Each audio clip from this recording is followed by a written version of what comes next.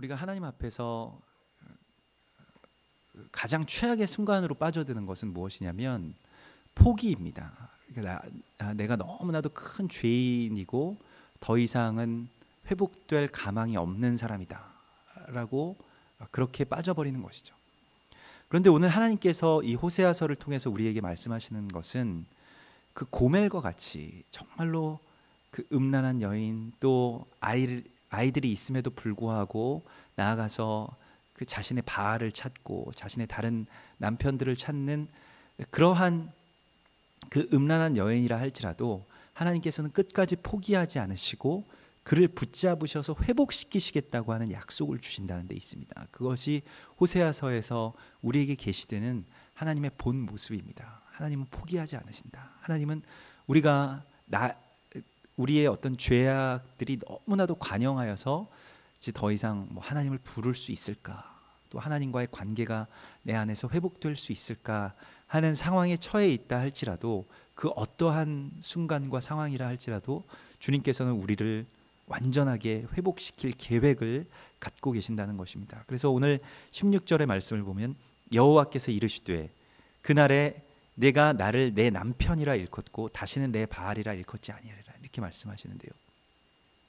다시는 내가 하나님을 바알이라고 일컫지 아니하리라고 말씀하시는데, 첫 번째로는 하나님과 이 바알의 신앙이 뒤섞여 있는 혼합주의가 이제 사라지게 될 것이라는 말씀이죠. 그래서 하나님이 바알이고 바알이 하나님인 그러한 세상 가운데서 이제 하나님만이 하나님이 되시는 그러한 거룩한 날을 허락하게 될 것이라고 주님께서 말씀하십니다. 그러므로 그 칼바르트의 신학의 어떤 핵심은 하나님으로 하나님 되게 하라, 하나님을 하나님 되게 하라고 하는 것이죠. 그러니까 그 이전에 우리의 어떤 신학이나 신앙이 과학 기술의 발전, 또 인본주의, 인문주의 이러한 것들 때문에 사람들이 사실은 하나님보다 더 높아졌고, 그에 따라서 이성이라든가 또한 실증, 그러한 것이 하나님보다 높은 상태에 가서 이 신학이나 또 성경의 이야기들을 자기 마음대로 그렇게 재단하기 시작하였을 때, 이제 칼바르트라고 하는 그 유명한 신학자가 독일에서 그렇게 외친 것이죠. 자유주의 신학자들에게, 또한 고증주의 신학자들에게 하나님이 하나님 되게 하라는 것입니다. 그래서 하나님과 바알이 혼돈된다라고 하는 것은 무엇이냐면, 우리가 하나님을 믿지 않겠다는 것은 아니지만, 그러나 그것보다 우선하는 어떠한 다른 것들이 생기게 될 때, 그러니까 하나님보다 이성과 실증이 높아지게 되면 자유주의 신학, 실증주의 신학 이렇게 되거든요. 하나님보다 성장이나 부흥, 돈이 더 높아지게 되면, 우선이 되게 되면 그것이 번영주의 신학과 신앙이 되는 것입니다.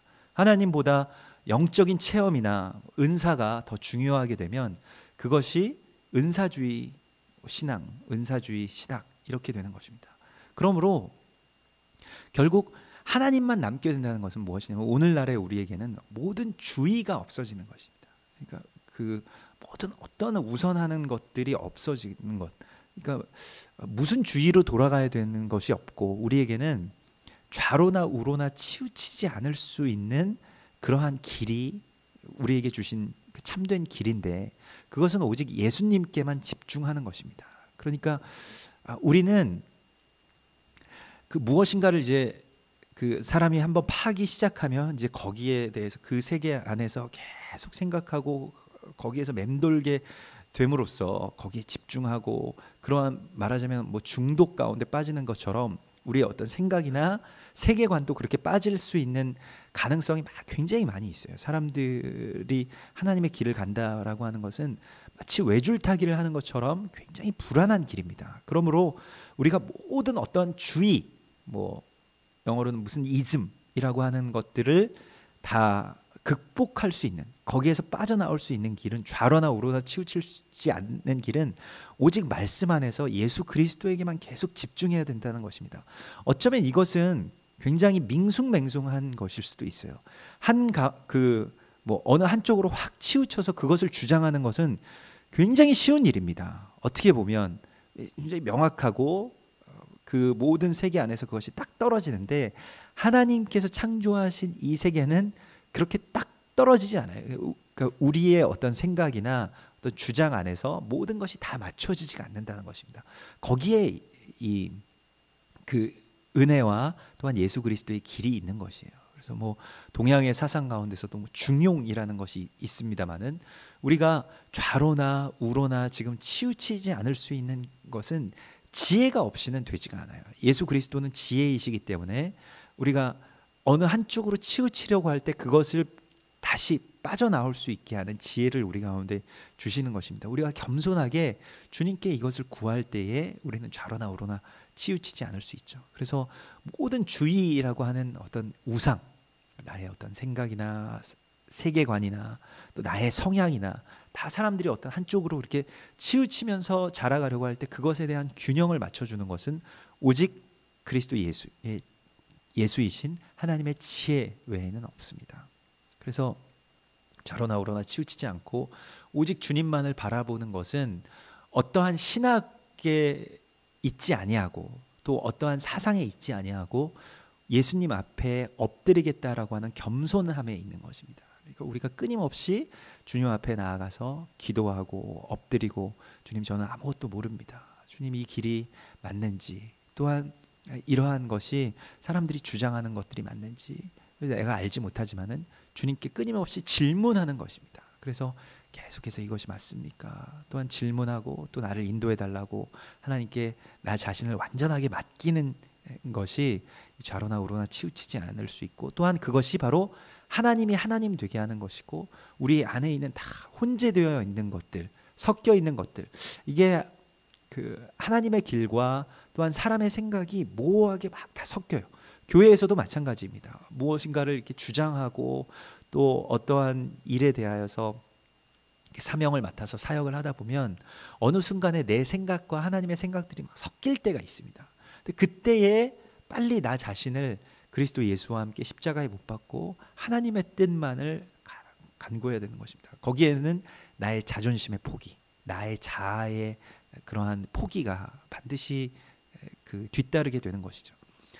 그래서 오늘 여기서 이제 그 내 남편이라고 일컫고 하나님을 바알이라고 일컫지 않겠다라고 하는 것은 바알은 또 다른 그 의미로는 주인이라는 뜻이잖아요. 그래서 하나님과 나와의 관계가 이제 주인과 종의 관계가 아니라 신랑과 신부의 관계로 회복된다는 것을 말씀하고 있는 것입니다. 우리가 아가서에서 오랫동안 나누었던 것처럼 하나님을 이제 주인이라고 부르고 그저 맹목적으로 하나님을 따르고 또 하나님의 말씀 가운데 그냥 복종하는 말하자면 율법주의 그것도 어떤 주의이죠. 율법 자체가 나쁜 것은 아니지만 율법주의는 나쁜 것입니다. 그런데 사랑에 관계없이 그냥 맹목적으로 추종하는 그런 종과 주인의 관계가 아니라 하나님과 나와 정말 깊은 사랑 안에서 하나님을 깊이 사랑하고 또한 그 사랑으로 말미암아서 이웃을 정말 내 몸과 같이 사랑하게 되는 그러한 회복의 역사가 일어나게 된다는 것입니다. 그것은 우리가 우리 주님이신 그리스도 예수를 우리의 신랑으로 부를 때에 그러니까 동역의 관계 가운데 나아갈 때에 그러한 일들이 일어나는 것입니다. 그래서 주님을 대신해서 우리 신랑을 대신해서 내가 지금 무엇인가를 하는 것이죠. 그것은 구제이고 그것은 고아와 과부들을 돌보는 것이고 이방 나그네들을 보살피는 것입니다. 요한복음 4장에서 너희 남편을 사마리아 여인에게 내 남편을 데려오라고 하셨을 때 그 남편이 너희의 남편이 아니다.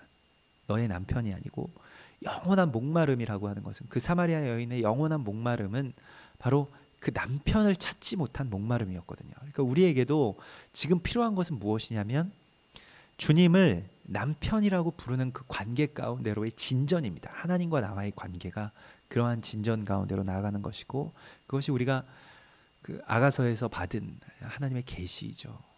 그래서 그저 하나님의 사랑을 받는 단계가 아니라 하나님을 사랑하는 단계로 나아가는 것. 그래서 율법을 그냥 단순히 지키는 의무가 되는 것이 아니라 그것이 나의 삶의 어떤 기쁨이 되는 것. 내가 주님을 사랑하기 때문에 이 법 안에 내가 거할 수 있게 되는 것. 그것이 온전한 주님과 나와의 사랑의 관계인 것입니다. 그래서 17절에 내가 바알들의 이름을 그의 입에서 제거하여 다시는 그의 이름을 기억하여 부르는 일이 없게 하리라고 말씀하시는데요.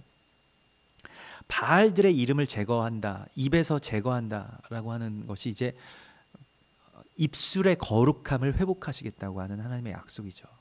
그래서 그 입에서 다시는 바알들의 그 바알이라는 이름이 나오지 않게 하시겠다고 하는 입술의 거룩함인데, 이사야서 6장에서 이사야 선지자가 이제 선지자가 되기 이전에 하나님의 임재를 경험하고 하나님께 고백한 것은 화로다 나여 망하게 되었도다. 나는 입술이 부정한 사람이요 나는 입술이 부정한 백성 중에 거주하면서 만군의 여호와이신 왕을 배웠습니다. 이렇게 고백하거든요. 그때 이제 스랍 중에 하나 천사가 부젓가락으로 제단에서 집은 바 핀 숯을 그 손에 가지고 날아와서 그 입술에 대었다고 말씀하시죠. 그 제단에서 핀 숯을 가지고 오는 것은, 제단에서 핀 숯이 어디에 있느냐면 그것이 바로 분향단, 향로에 있는 것이죠. 그 분향단에 있는 그 숯을 가져다가 향로에서 이제 그 향이 타면서 이렇게 쫙 올라가는데 그 밑에 이제 숯이 있지 않겠습니까? 그 숯을 가져다가 입술에 대었다라고 말씀하시는 것입니다. 그러므로 우리의 입술의 정결함의 회복은 어디에 있느냐면 기도에 있습니다. 우리의 그 기도 가운데 중요한 것은, 처음에 기도는 나의 언어로부터 시작이 되죠. 내 말, 내 간구, 내 생각들이 하나님께 올려지는 것에서부터 시작이 되지만은, 그러나 입술이 정결하게 된다는 것은 어느 순간에 성령에 의해서 우리의 기도가 변화되게 됩니다. 그것이 기도가 향기로 변하게 되는 순간이죠. 그러니까 무엇인가가 그 향로에서 향기가 된다라고 하는 것은 그 향을 가진 어떠한 것을 넣었을 때 그것이 태워지면서 일어나는 일이거든요. 자기 자신이 완전하게 소멸될 때 그 나의 기도가 이제 더 이상 내 기도가 아니게 되고 하나님의 나라와 그 의를 향한 간구로 변화되게 되는 것입니다. 이 성도들의 기도가 향로가 되어서 그 성전의 가장 중앙에 있는 그 향로, 그 은 대접 가운데서 하나님께로 올라가게 되는 향기가 되는 것입니다.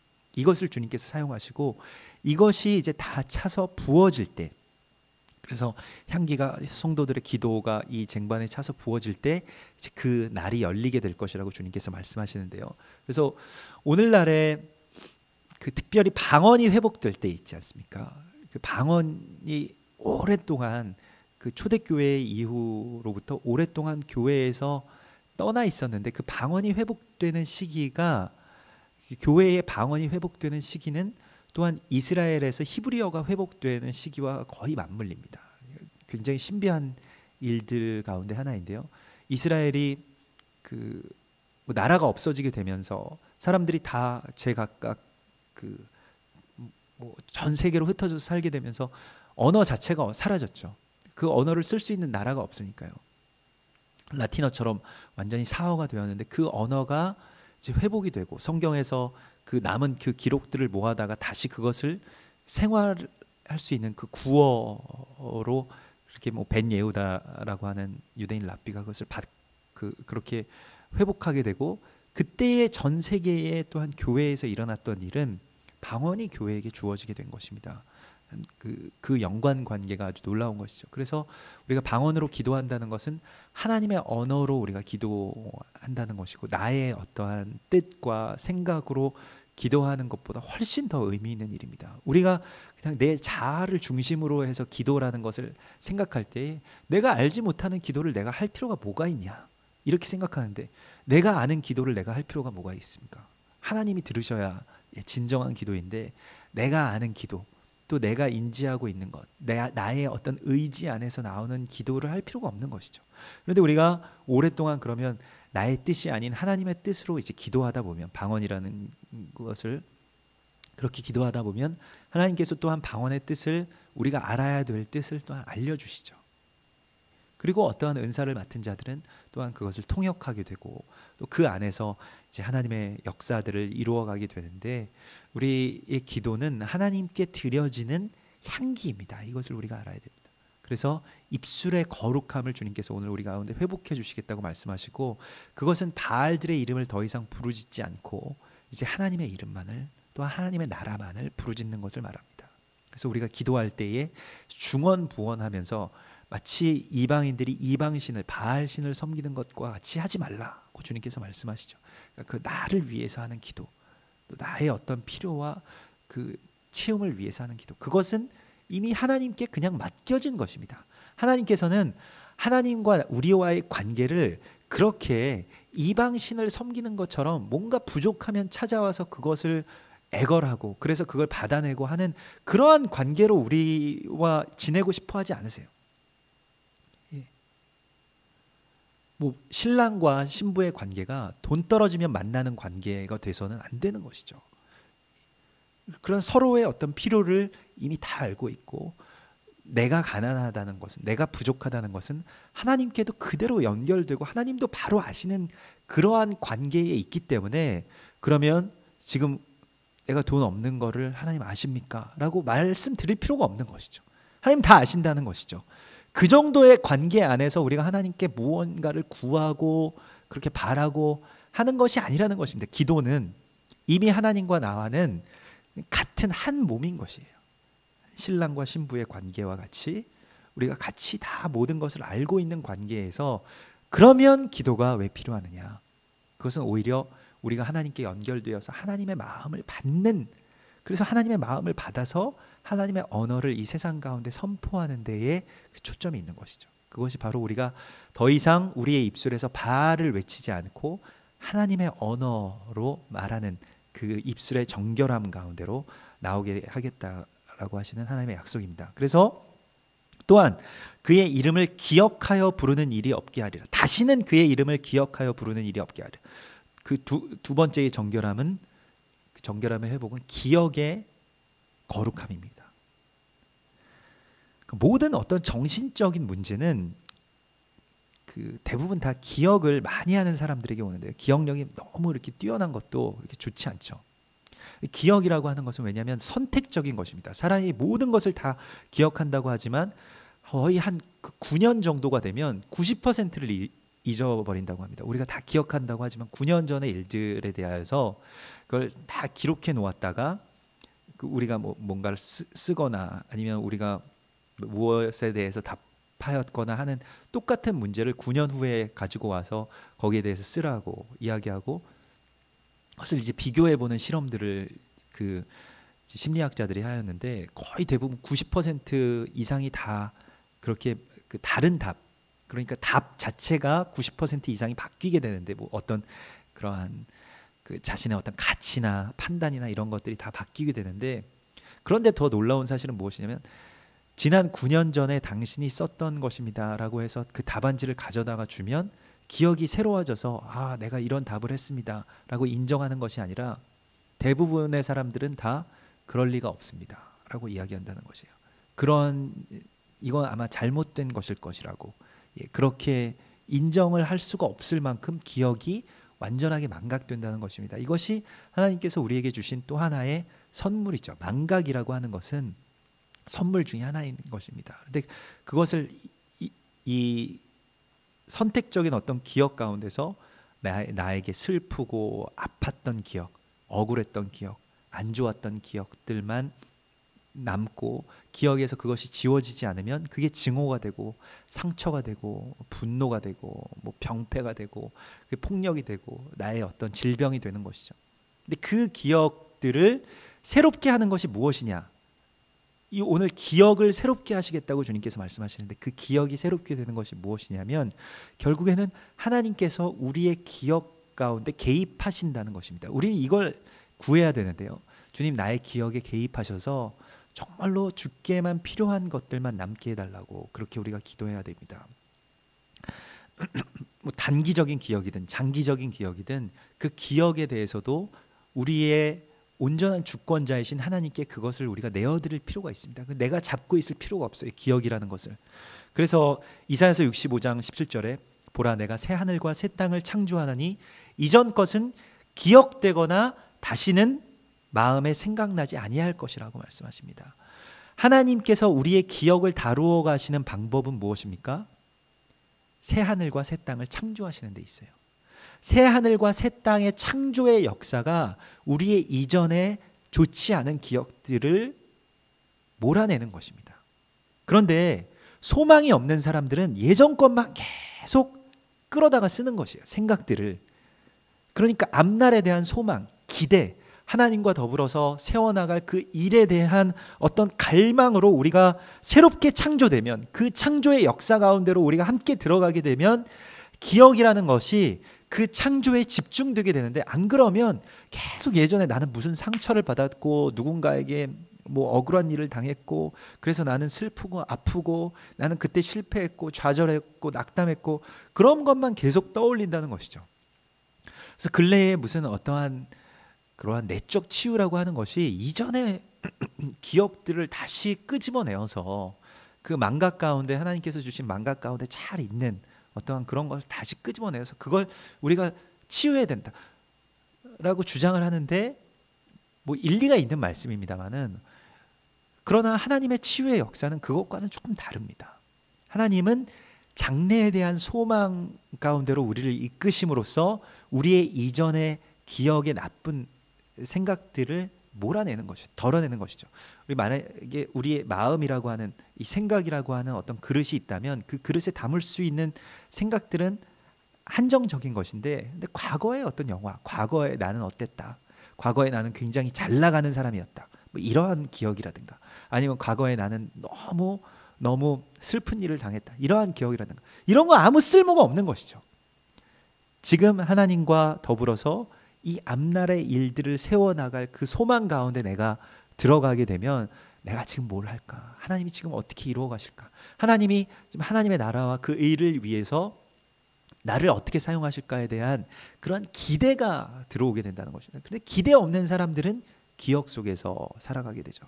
그래서 뭐 현실의 어떤 불행들을 과거의 영화의 기억으로 그렇게 늘 대체하면서, 옛날에는 난 굉장히 잘 나가는 사람이었고 우리 집엔 굉장히 뭔가 굉장한 것들이 있었고 뭐 돈을 많이 벌었고 뭐 좋은 학교를 나왔고, 이런 건 다 지나간 일들이죠. 아무 소용이 없는 것입니다. 앞날에 대한 소망으로 우리를 채워주시는 것에 대해서 하나님의 창조의 역사에 우리를 초대하시는 것이죠.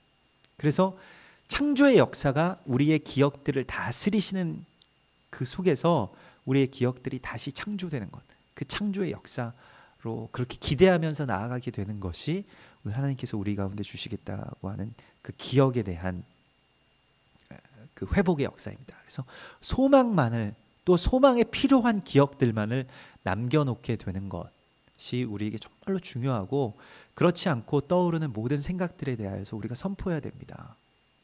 주님께서 이 기억들을 지워주소서. 기억을 내 것이라고 해서 나의 소유로 그걸 계속 쥐고 있을 필요가 없어요.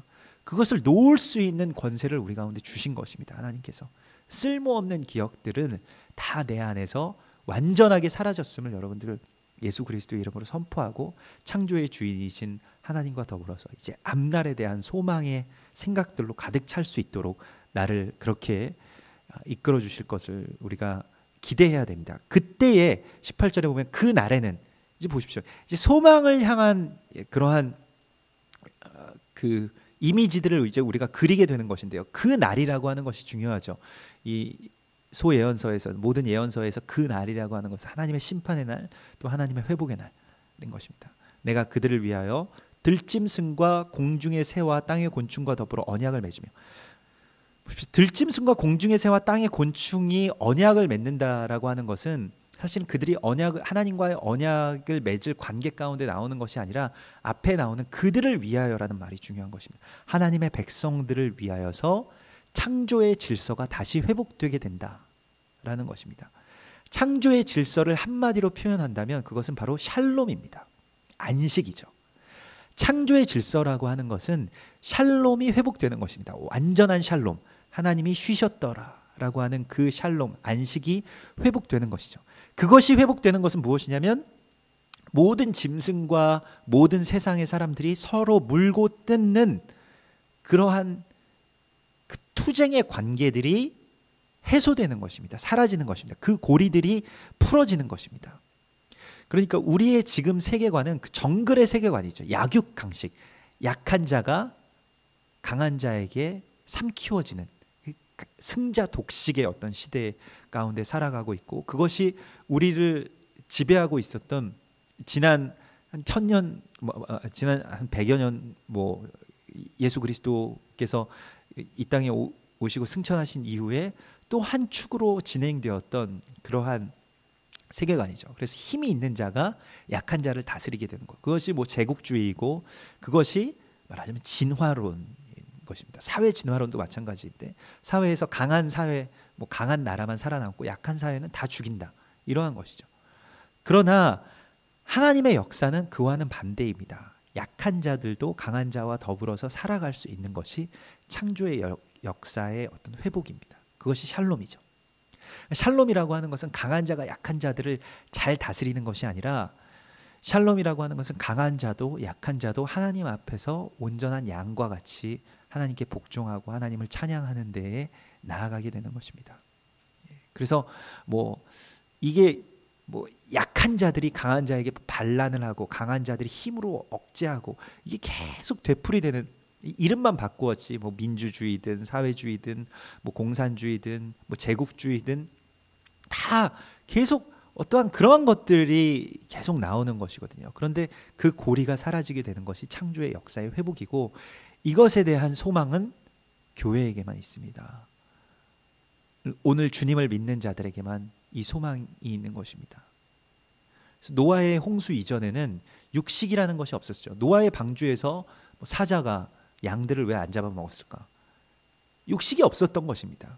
그 이후에 생긴 것이에요. 성경의 기록에 보면, 그래서 이제부터는 너희가 육식을 하게 될 것이라고 방주에서 나왔을 때 이제 주님께서 말씀하셨는데, 그 전에는 말하자면 이사야서 11장에 나온 그 천국의 모형처럼 그냥 사자와 늑대와 어린 양이 함께 뒹굴면서 장난치는 것이죠. 서로 먹을 필요가 없어요. 다 풀을 뜯어 먹으니까. 그러니까 육식이 없었던 때로 다시 돌아가게 된다는 겁니다. 그런 어떤 살기, 서로 죽여야만 살 수 있는. 지금은 호랑이가 누군가를 죽이지 않으면 자기가 살 수 없잖아요. 그런데 그것이 하나님의 창조의 역사가 회복되면 없어진다는 것입니다. 그러니까 지금 우리가 무슨 어떤 평화의 해법으로 제시하는 모든 것들은 사실 다 무의미한 것이에요. 왜냐하면 거기에는 영적인 의미가 있는 것입니다. 영적으로 회복의 날이 우리 가운데 주어지게 될 때, 그때야 비로소 위협이 되었던 국가들의 위협들이 사라지게 된다는 것이죠. 오늘 주님께서 말씀하시는 것이 너희 이 땅에서 활과 칼을 꺾어서 전쟁을 없이 하겠다고 말씀하시는데, 오늘도 북한이 미사일을 발사하지 않았습니까? 미사일을 북한이라는 나라가 그 어떤 믿을 수 없고 또 아주 벼랑 끝에서 그렇게 살아가는 그 군사력을 가지고 살아가야만 하는 그 나라가 이 미사일을, 장거리 미사일을 발사하는, 이 장거리 미사일은 핵탄두를 실어 나를 수 있는 미사일이거든요. 이게 사정거리가 어디까지 가냐면 이스라엘까지 갑니다. 왜 이것이 위험하냐면, 이슬람과 이 아랍 국가들과 북한은 굉장한 어떤 연대가 있어요. 그 같은 영이기 때문에 그렇습니다. 그런데 말하자면 이스라엘에까지 핵폭탄을 실어서 발사할 수 있는 그 기술이 북한에 있다라고 하는 것은, 아랍에서 만들지 못하는 핵과 무기들을 이제는 북한에서 그냥 그대로 발사할 수 있다는 것을 의미하는 것입니다. 또 아주 요격이 힘든 아주 장거리 대륙간 탄도미사일, 이런 것은 우주에서만 요격할 수 있는 것이거든요. 이 대기권 밖으로 날아다니기 때문에. 그래서 이것이 국제사회의 문제가 되는 것이고 이슈가 되는 것인데, 이제 거의 마지막의 때가 지금 다가오고 있는 것을 우리 가운데 보여주시고 있습니다. 또한 이것은 이스라엘과 또한 우리의 민족과의 또 다른 관계에서의 이야기이기도 합니다. 그래서 여기에 대해서 우리가 기도를 많이 해야 되고, 또한 하나님께서 그들의 칼과 활을 꺾어서 부수실 것을 우리가 선포하여야 되겠습니다. 그래서 광명성을 발사하는 것이죠. 이름도 광명성이잖아요. 이것은 사단의 다른 이름이기도 합니다. 그래서 우리가 이러한 그 영적인 움직임에 대하여서, 그러면 왜 대적들이 지금 급박하게 움직이고 있는지, 왜 대적들이 이와 같이 분노하면서 자신들의 길을 그렇게 계획하고 있는지에 대해서 또 다른 영적인 측면에서 그것을 바라보아야 하고, 이것은 또한 그 대적들의 대적인 우리들이 지금 이스라엘에 대해서 각성하고 또한 회복의 날이 더 가까이 왔다는 것에 대한 또 다른 어떤 반증이기도 합니다. 그러므로 위기와 또 어려움들이 더 고조되면 고조될수록 하나님의 날이 가까우는 것을 우리가 바라보면서 우리가 기도하여야 되겠습니다. 그래서 그 날에 젖 먹는 아이가 독사의 굴에서 장난하며 젖된 어린아이가 독사의 굴에 손을 넣을 것이며 내 거룩한 산 모든 곳에서 해됨도 없고 상함도 없을 것이니 이는 물이 바다를 덮음 같이 여호와를 아는 지식이 세상에 충만할 것임이니라.